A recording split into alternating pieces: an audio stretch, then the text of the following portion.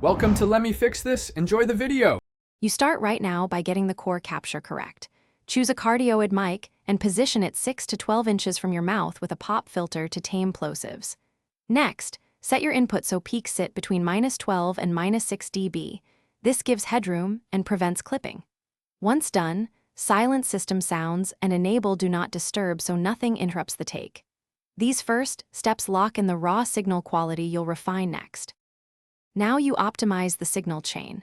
Connect the mic with a balanced XLR cable into a low-noise preamp or quality audio interface to preserve dynamics and lower hiss. Engage a gentle high-pass filter around 80 to 120 Hz to remove rumble without thinning voice. Set your session to 48 kHz and 24-bit to capture detail and headroom for processing. Once the chain is clean, monitor with closed-back headphones and adjust gain so your loudest speech stays under clipping. Finish by processing conservatively.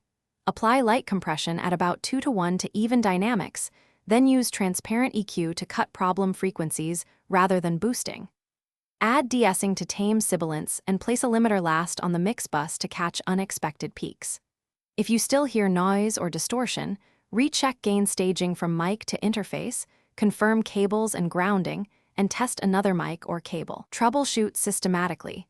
Change one element at a time, and you'll isolate and fix the remaining issue quickly.